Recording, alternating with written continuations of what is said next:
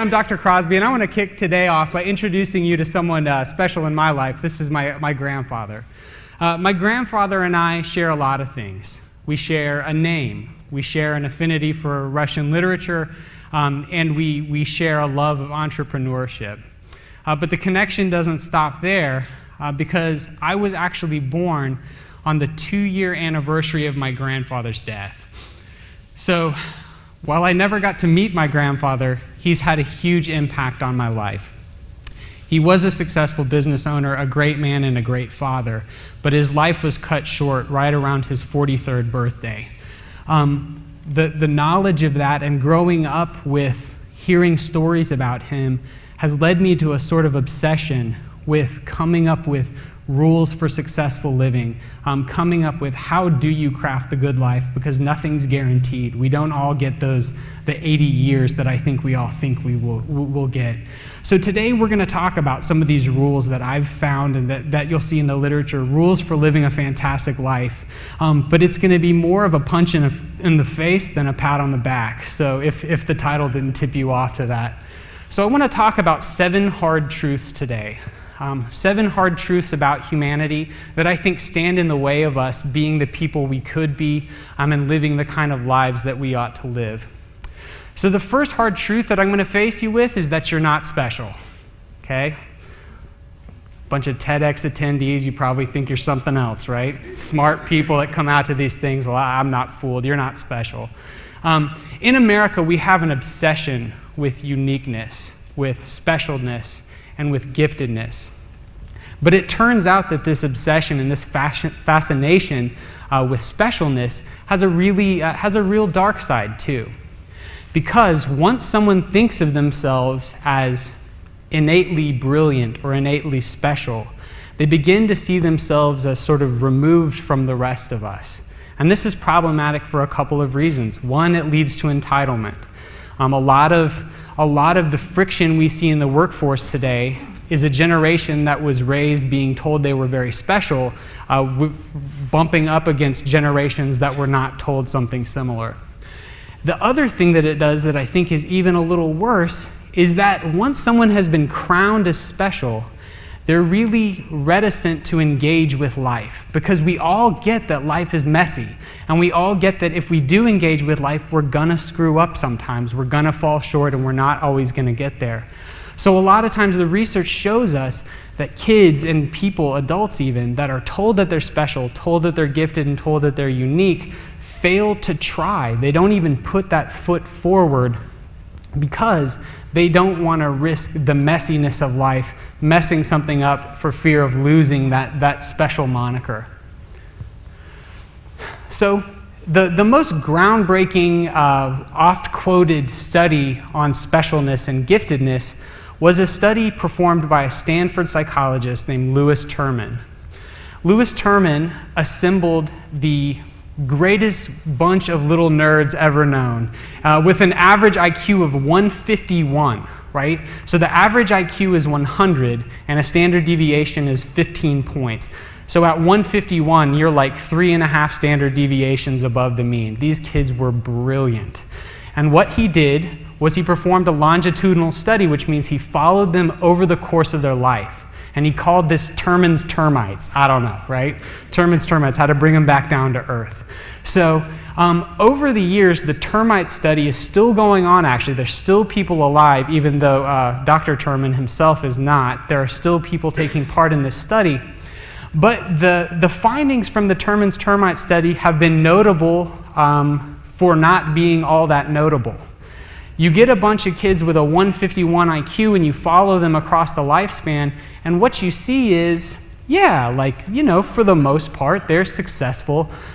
They publish scholarly papers, they go to grad school, but none of them really rocked the world the way that Dr. Terman thought he would. However, one person involved with the study did rock the world.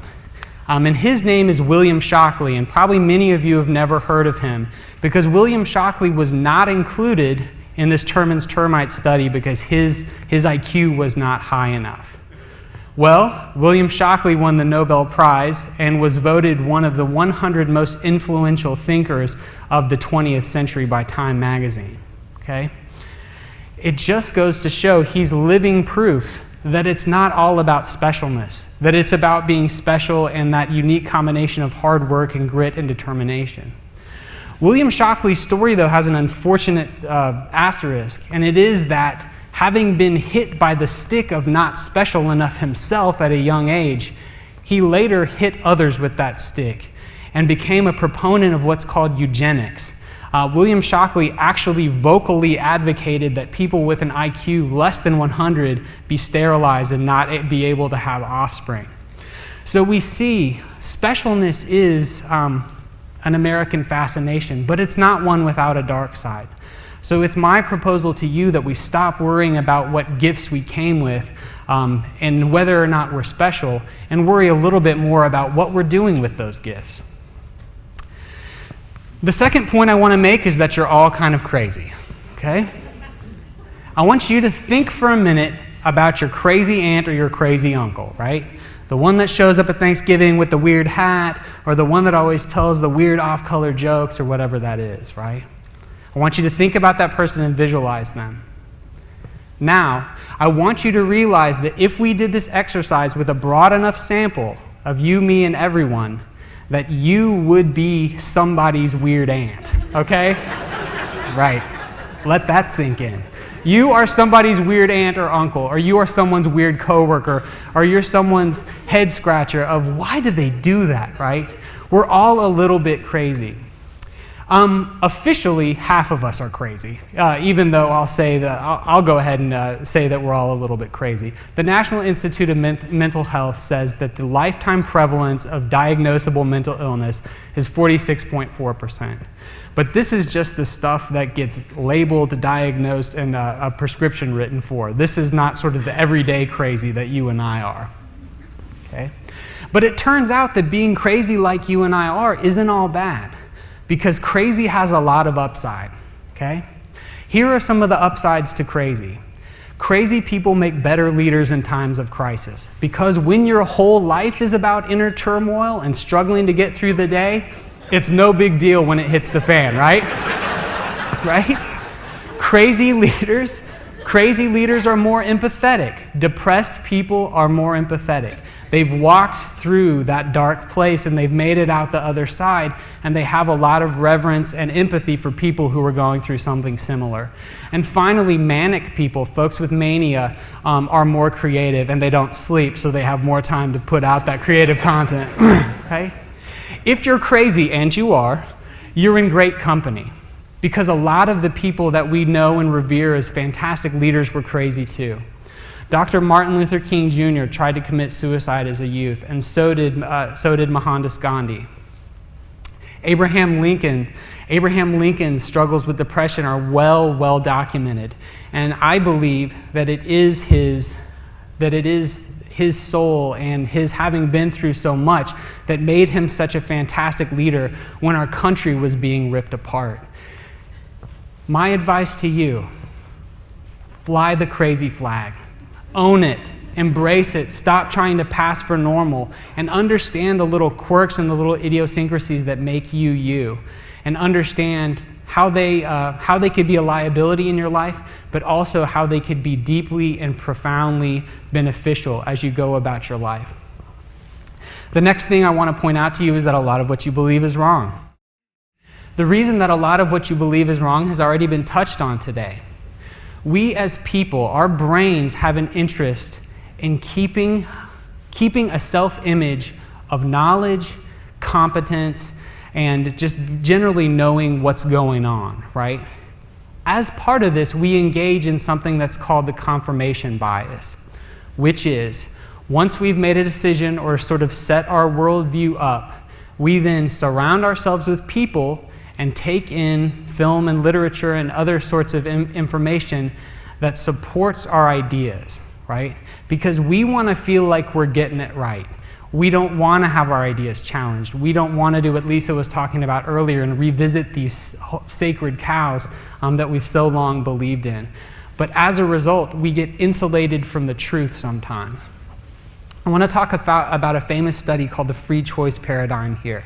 The free choice paradigm says people pick from 6 Monet, 6 impressionist pieces of artwork, right?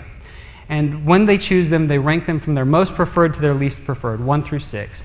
A psychologist then comes up and says, you can take one of these home, but we're out of number 1, we're out of number 2, and we're out of 5 and 6. So you can take home number 3 or number 4. Okay? They take home 3, typically, because that's the one they voted was most preferred. And 2 weeks later, the psychologist asks them to come back and ask them which one is their most preferred now. What has happened in almost every instance is the number 3 has now moved to the second slot, and the number 4 painting that was not chosen has moved to the next to last slot. Because we as people, take the choices that we make and build those choices up, and the choices that we do not choose, we begin to denigrate and cut down and tell ourselves all the reasons why we were a genius for not making that dumb choice. The problem with this as a life philosophy is that hate feeds on this sort of insulation from different ideas. When we look at bigoted groups, when we look at hate crimes and these sorts of things, we almost always see that these groups have been insulated from the very people they profess to hate. It's easy to hate an idea, it's easy to hate a creed, but it's very hard to hate a person with whom you break bread and speak to every day. I want you to look. How many of you came with a loved one? I want you to turn to your loved one, be that your sister, brother, mother, wife, whatever. Turn to that loved one, give them a hug, tell them you love them, say thank you for coming to TEDx for me, okay? Hug it out, guys, hug it out. And I want you now to know that the person you just hugged,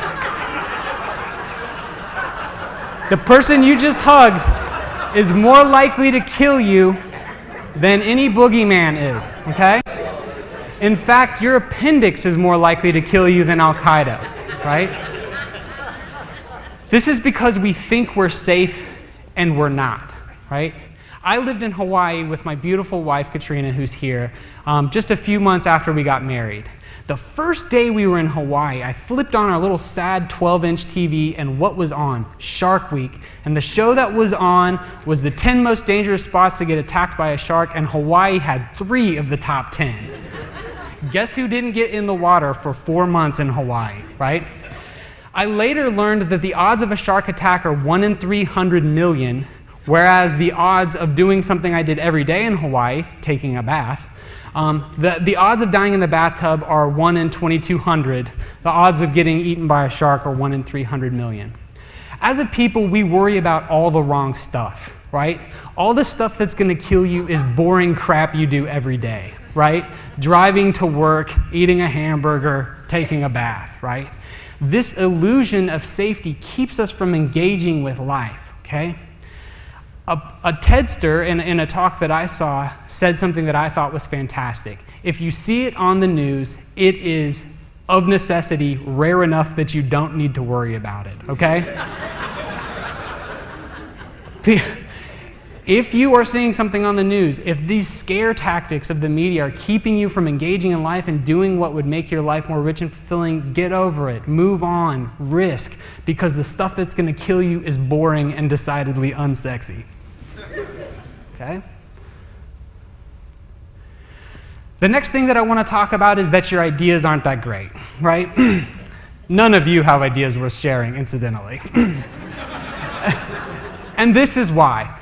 Because we think of new ideas in terms of old ideas. The experiences that we've had and the things that we've learned serve as the lens by which we explain all new things, okay? Think about a couple examples. We ask people to describe God. What do they describe? Their dad, right? We ask people to describe alien spacecraft. What do they tell us it's like? Kind of like the thing you put your tea on, except it's flying, right? A flying saucer. We don't have original ideas. New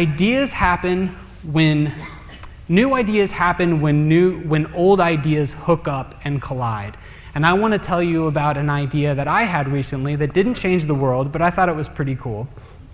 To set the stage for you a little bit, the old ideas that were happening, I was helping my 2-year-old get ready for Halloween. I was thinking a lot about the power of storytelling and the power of games. I had recently given a presentation in Las Vegas about the psychology of gamification. Mix that up with all the regular doctor psychology junk that's rattling around in there, and I came out with this. Zombie corporate training, right? whereby I invented a zombie narrative for one of my clients, ClearLink, based in Salt Lake. And I created an elaborate zombie narrative that said zombies have taken over Salt Lake, and this is what's happening. You've got to form teams. We taught them lessons, and then if they didn't implement the lessons to my satisfaction, they were turned into zombies, right? Not the greatest idea of all time, but a lot of people learned a lot of stuff, okay? This is why we don't have creative ideas. 27% of Americans graduate from college with a bachelor's degree, very low. 42% of that 27% never read another book, okay? Let that sink in, right? 42% never read another book. 80% of American households in a given year do not purchase or read a book as a household, okay? And 9 million viewers tuned in for each episode of The Jersey Shore, okay? Your ideas are as good or as stupid as the things that you are putting in your head, right? We've heard about this from our media guru. You put stupid stuff in and stupid stuff comes out.